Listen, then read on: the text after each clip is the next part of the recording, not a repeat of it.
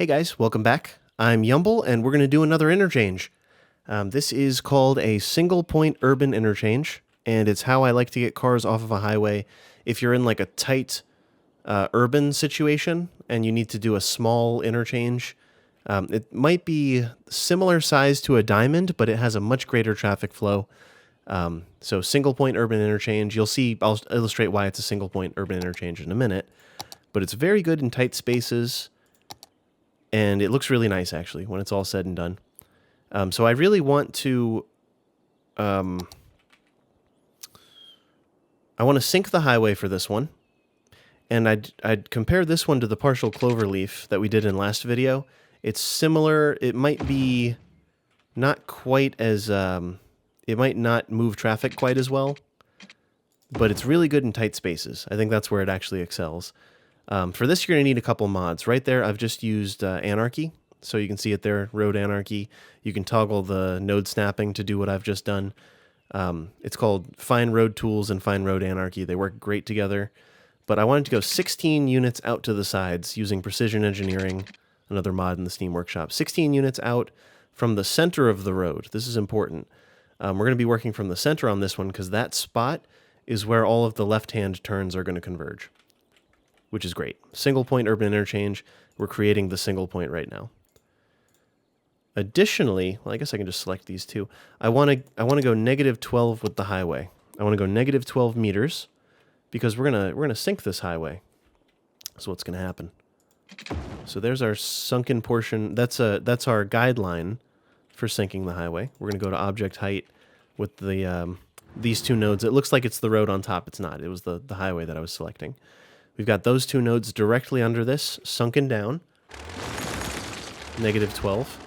I'm also going to, let's see, how far apart are these? I forget how far apart these are, but we're absolutely about to slope these down.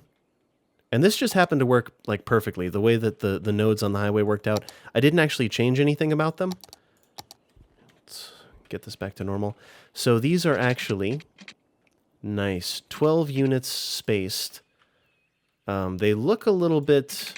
That said 99 meters, 97 meters. They might be slightly off, but it's okay. It's going to look very, very nice regardless. So, 96 meters. Whatever 12 units is normally is fine. 96 meters. These might be slightly off. 99. Whatever. They're close enough. So, a few segments sloping down, from the top to the bottom... 25 units, that looks nice. It doesn't have to be perfect. And I'm going to be designing the road using the 2-lane one-way road. If you saw the Parklow video, the partial cloverleaf video from last week, you know that I like designing with this type of road. If you've seen any of my videos, you know that I like designing in this road. You kind of simulate the highway before you upgrade everything to the actual highway. Now this is a normal 4-unit 32-meter spaced highway. This is standard spacing. All the interchanges in the game that come with the game, if you go over to the interchanges, you'll see that these are all, like, this is a cloverleaf, same spacing. It's hard to illustrate it that way. You can see that it's the same spacing, though.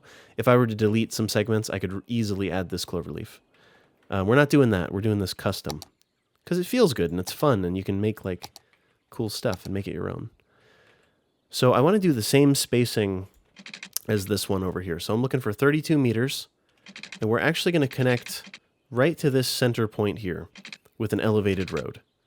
So this is going to be weird for a little while because we're going to be using a lot of Anarchy, but it'll make sense soon. We're going to do the same thing over here. So 4 units away, 32 meters, straight up using the freeform road tool. I don't know if I said that, but the freeform road tool is crucial. Freeform road tool, 4 units away using the road guidelines. Click up above the road and then connect it to that center point.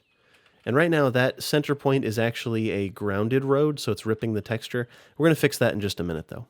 It's going to look real nice. 4 units, 32 meters. Same on the other side. These are all of our left-hand turns we're putting in now. You'll see what that means shortly. You'll see what that means in practical terms. So here we go. We're starting to look like something real, something legitimate. Legitimate-ish. There's a trick to this. I'll show you the trick in a second. But I'm going to connect these back to the road with grounded bits here. And we're just going to go right to these nodes. whatever node is over here. This says 55 meters. That's fine. We're going to connect this one here. I'm still using the freeform road tool, and we're going to go 90 degrees the other direction. And looking over here, 53. Yeah, that's fine. And these will be our highway connections for the duration. These are the actual places that the highway connects to the road. These are all backwards. They're the wrong type of road. Don't worry about it. Don't let it get to you. We'll be fixing that up shortly. This will also be a grounded road, so we'll get these sorted out real quick. And those are actually the correct direction. Oh, they're not. But here, let's square everything off real quick. And actually, we can now extend these roads, is something I like to do. So I'm just going to give it another 12 units. Let's assume that your highway is going to connect to something. So to that end, we'll just extend the highway the way that it'll be extended. We're going to use the on-ramp here, or the, highway ramp, grounded for parts of it. Everything is grounded on this except for these. The center pieces all have to be elevated. And you'll see the method to the madness shortly. These are backwards. And of course I'll show you this thing running. We'll actually connect it to the city and put some traffic to it. So those are all the grounded roads. Now the elevated ones are right here. So let's respect their elevation. Oh, I've selected elevated in Fine Road Anarchy. Fine Road Tools, rather. Cool. So we've got a lot of good stuff going on here. Except this centerpiece is still... There's no what's it called? There's no pillar there. There's nothing holding this up. There should be a nice pillar. If this were grounded, there would be a nice pillar. So let's make it happen. I'm using a 6-lane road for this part. We're going to end up elevating this 6-lane road, but not before. I'm actually going to delete half of this. Leave half of it intact, delete half of it, and I've found that 6 units is really, really nice here. 6 units elevated, because it gets us from this... these trees are kind of cramping my style for showing you. So I've found that this is about 6 units away. The top of this cliff here to the center, 6 units. If it doesn't look right, I'll adjust my math. But for now, 6 units or 45 meters. Nope, 45 meters is not true. 6 units or 48 meters is right where it actually won't affect the cliff at all, if you know what I mean. We won't have too much elevated. Bridges are expensive in real life, we'll put it that way. So you'd want to have as little bridge portion as possible, as few bridges, as few pillars, and get it back to ground as soon as possible. And that's what we've just done. So let's ground this thing properly. Or finish this out. There we go. So there's a grounded portion as you might expect, and then at the last second it'll turn into bridge. And we're going to clean this up later. It's not going to have crosswalks all over it forever. We'll get it fixed. If you don't fix this also, it'll show this like weird crease in the road that we don't particularly want. All right, so now we're going to use this elevated road again, symmetrically, using this as a guide, essentially. Using this as a 90-degree guide. 6 units, 48 meters. Perfect. That's exactly what we need. Bloop, bloop, bloop. And this will be grounded. We're going to use the same road, grounded. And just kidding. We're going to flip it to the bush road. I don't know exactly why. There's something about the roads with trees on them. They look a little bit nicer, a little bit cleaner. And now we've got it. All the connections are made. All of the... I'm going to unpause it and let it play. There's nowhere for it to connect to yet, so the cars aren't going to use it. But you can see we've got plenty of clearance at negative 12 meters. The depth of field is a little weird. It's not focusing, but negative 12 meters. The road is dipping down at a pretty normal-looking grade. Not too awkward. It's coming back out. And we're going under this comfortably is the thing. You want it to look... Ideally, you want it to look pretty nice by the end. Some of these roads are not facing the right direction, so we're going to turn them the right way. Some of you probably noticed that, and you probably saw.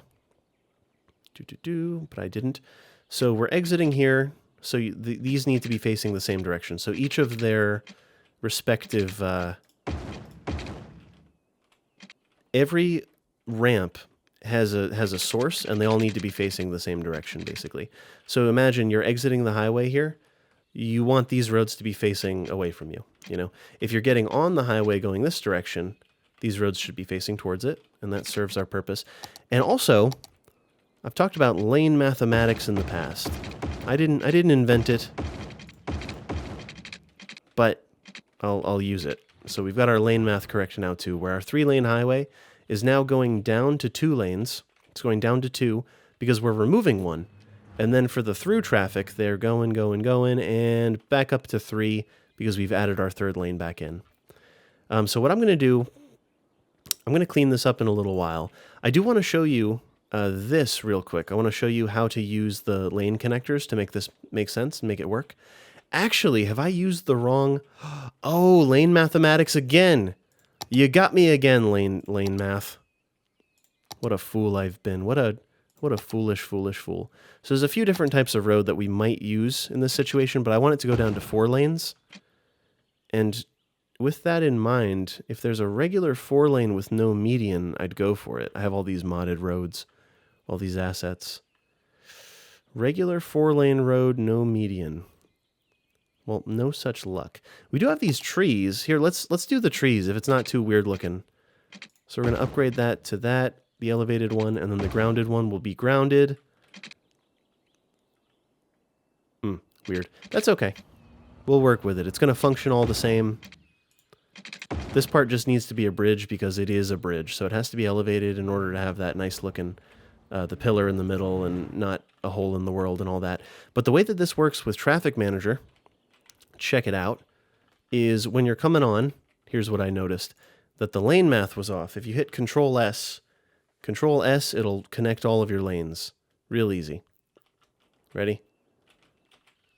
Click over here, Control S. Well, this one got a little crazy. I'm not sure why. Let's delete that.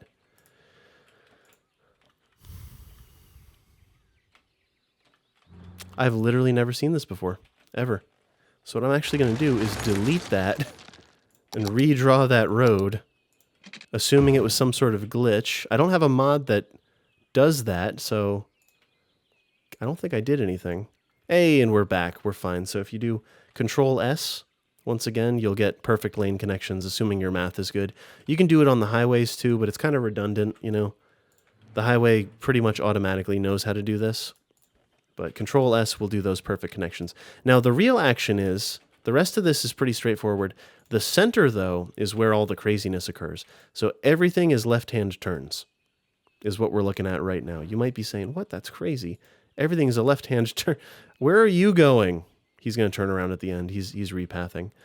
So it's all left-hand turns. There's no right-hand turn. It doesn't exist. Any turn that's happening is a left-hand turn. And it looks like this. And any road that wants to go straight and right just goes straight across. Those are our through streets. So what you end up with is 2 roads that go straight across, 2 lanes rather that go straight across, and 2 lanes that turn to the left. So this is fully functional. This is like ready to go. It's a little weird. The bridge transition's a little funky. I'm going to see if I can't clean this up a little bit and connect it to some other parts of the city. We have like a farm over here. This is the city that I'm working on stream, but I'll probably disconnect this highway and connect this one, and we'll see how the traffic flows through this one. And actually, we can get a good comparison between this kind of funny-looking partial cloverleaf, kind of funny-looking parklow, and our single-point urban interchange. My money is on the parklow. It's my favorite. It's near and dear to my heart. But this can be a very nice-looking thing too. So I'll check back with you in just a moment, and we'll see how it looks. Welcome back, everybody. Here we are about a whopping 2 hours later, I want to say. Maybe 1 hour of that was pure detailing and adjusting, and then like the rest I was kind of hanging out on Twitch. But you know how it goes. Cool. So this is the result. This is our single-point urban interchange. Single-point urban interchange, yeah. The reason it's called a single-point urban interchange is because all of the left turns have this light in the middle, and they all turn left at the light here. That's all there is to it. So the way that it works is oncoming traffic from the highway or incoming traffic from this direction. If they want to go straight through, they can, or if they want to go left onto this avenue here or this arterial road. If they want to go left on it, they can take a left. There will be a light here. It'll turn green at the same time as these guys' light, and they're allowed to come in.